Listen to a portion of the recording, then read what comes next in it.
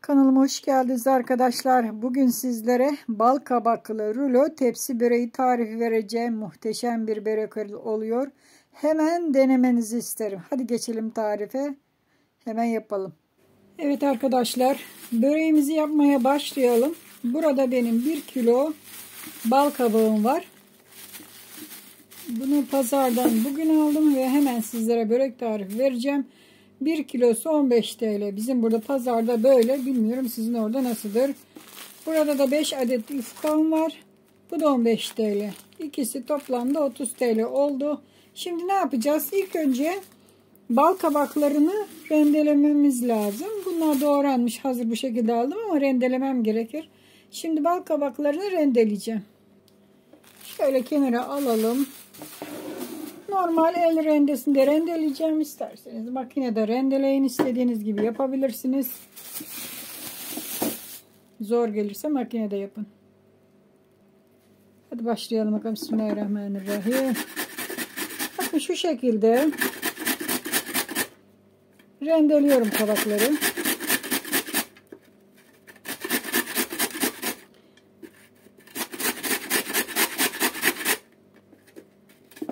Hatta yeşil yerlerini pek koymayacağım arkadaşlar. Bakın. Bu şekilde rendeleyeceğiz.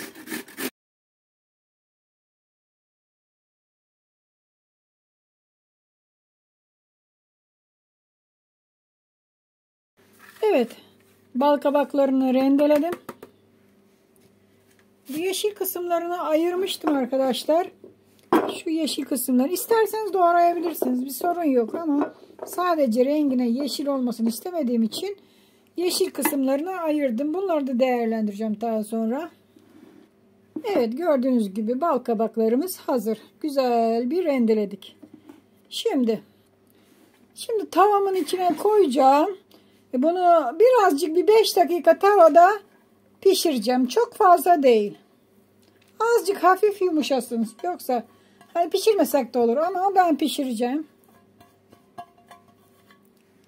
Tavaya koyuyorum. Evet. Kabaklarımızı dökmüştük. Üzerine 1 bardak şeker döküyorum. Hani çok isteyen azaltabilir. Az gelen çoğaltabilir. Yarım bardak fazla koyabilir. Ama 1 bardak şeker yeterli olacaktır. Şimdi ocağa götüreceğim. 5 dakika ocakta sendireceğim ve ocağı kapatacağım. Evet. Ocağa koyduk. Şöyle dediğim gibi bir 5 dakika az bir yumuşaması için pişireceğim. Daha sonra ocağı kapatacağım. Evet, gördüğünüz gibi birazcık bir 5 dakika pişirdim. Hafif kendi bakın suyunu saldı. Bal kabakları şekerle birlikte. Şimdi bu soğumasını bekleyeceğiz. O soğurken ne yapacağız? Sosunu hazırlayacağız arkadaşlar böreğin. Şimdi bunu alalım ve sosu hazırlamaya geçelim. Evet, şimdi böreğin sosunu hazırlıyoruz. 1 bardak süt. Yarım su bardağı, bakın aynı süt bardağına koyuyorum. Yani bulaşık olduğu için böyle gözüküyor. Sıvı yağ döküyorum. Yarım su bardağı da sıvı yağ. Bir miktar da tuz atalım. Çok fazla değil. Bu sosuna tuz atmamız lazım ki böreğin lezzetini alalım. Şimdi koyduğum malzemeyi şöyle çırpıyorum. Birbirine karıştıralım malzemeyi. Sosumuz hazır. Şimdi hemen böreği hazırlamaya geçelim. Evet, yufkalarım burada. Hazır yufka kullanacağım. İsteyen el açması kendi açtığı yufkayla da yapabilir. Çok daha güzel olur. Ama yufka açmayı bilmeyen ya da zamanı olmayan benim gibi hazır yufkadan yapabilir. Şöyle bir tanesini bırakalım. Gördüğünüz gibi yufkamız burada. Bir tanesini serdik. Serdiğimiz yufkanın içi üstüne şöyle kaşıkla sostan döküyorum. Fırçayla da sürebilirsiniz. Kaç yufkanız varsa o kadar yapın arkadaşlar. Şöyle fırça yardımıyla her yerine sürdürüyorum. Hazır yufkalar biraz kuru oluyor. Yani yeni açılan yufkaya benzemez. Biraz bolcana sürün. Eğer kendiniz açıp yapacaksanız o zaman biraz azaltın arkadaşlar. Şöyle bakın.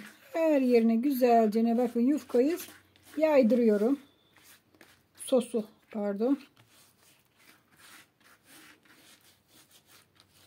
Evet, yufkayı güzelce ısladık sos ile birlikte. Şimdi üzerine daha önceden pişirmiş olduğumuz bal kabaklarını şöyle serpiştiriyoruz arkadaşlar.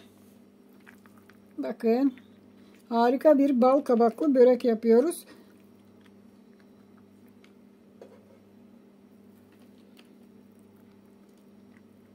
Bakın böyle bu şekilde serpiştiriyoruz. Kaç tane yufkanız varsa iç malzemesini ona göre de ayarlayabilirsiniz.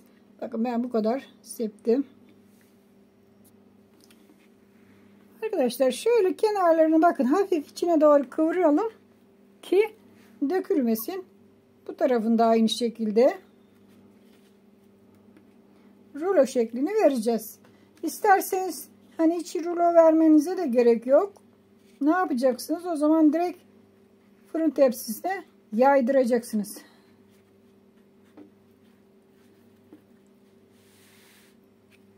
İşte bu şu şekilde bakın yuvarlıyoruz.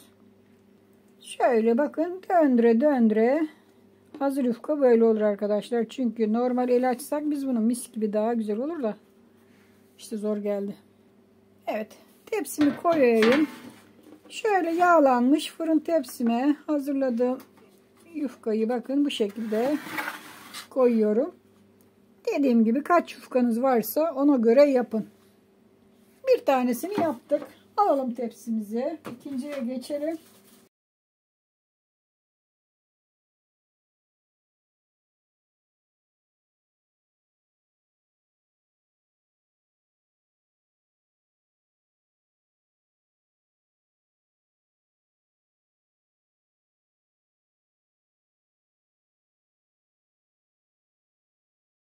Evet arkadaşlar 5 tane yufkam vardı daha önce söylemiştim. Bakın 5 yufka tam bu fırın tepsisine iyi geldi. Bal kabaklarım da bitti. Onlardan da hiç kalmadı. Şimdi üzerine sosunu dökeceğiz. Yumurtasını süreceğiz. Burada kalan bir miktar benim sosum var arkadaşlar. Ben bunu ziyan etmeyeceğim. İçine bir tane yumurtayı kırıyorum. Aynı kendi sosunda. Kalmazsa biraz yağlı, yumurtalı, sütlü yapın bu şekilde. Çırpıyoruz. Evet, çırpma işlemimiz bitti. Şimdi bu sosu böreğin üzerine dökeceğim. Şöyle. Kaşık ile ziyan olmasın. Bunu tamamen yufkaların üzerine böyle gezdireceğim. Önce fırçayla bir sürelim. Bu yumurta bunun kızarmasını sağlayacak. Sos da yumuşatacak. Şu şekilde sürüyoruz her yerine.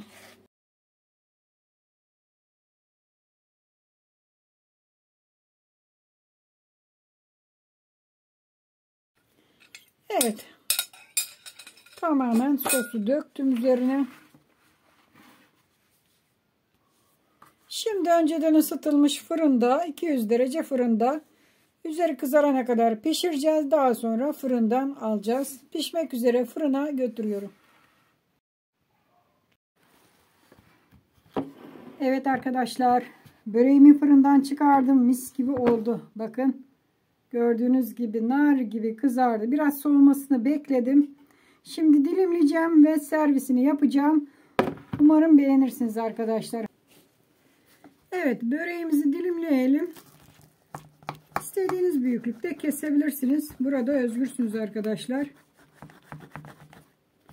Ya da pişirmeden önce de kesebilirsiniz. Her iki çeşit de olur. Ben şöyle ortadan kesiyorum bir posta. Diğerlerini de ikiye böleceğim.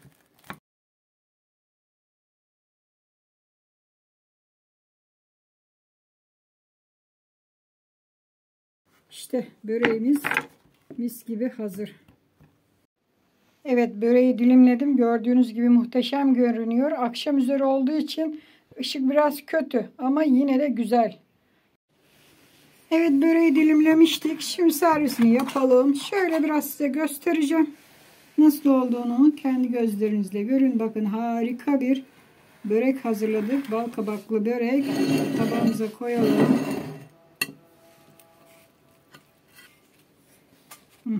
Muhteşem görünüyor. Şöyle size koparayım. Bakın arkadaşlar. Nasıl güzel olduğunu kendiniz görün. İşte içinde bal kabakları. Hatta kesebiliriz. Şöyle içinde göstereyim. Bal kabaklar da pişti. Muhteşem bir börek oldu. Çok kolay bir şekilde hazırladık. Umarım beğenmişsinizdir. Siz de yapar hazırlarsınız. Bu harika bal kabaklı böreği evinizde çoluğunuza, çocuğunuza yaparsınız arkadaşlar. Tariflerimi beğeniyorsanız beğen tuşuna basın. Kanalıma abone olmadıysanız abone olun. Sosyal medyada tariflerimi paylaşın. Paylaşın ki kanalımız büyüsün arkadaşlar. 100.000 aboneye ulaşalım. Biliyorsunuz 100.000 abone olduğumuz zaman çekilişimizi yapacağız. Ve bir şanslı izleyicimize, abonemize cezve takımını vereceğim. Hadi çok az bir zaman kaldı. 98.000 aboneyi geçtik.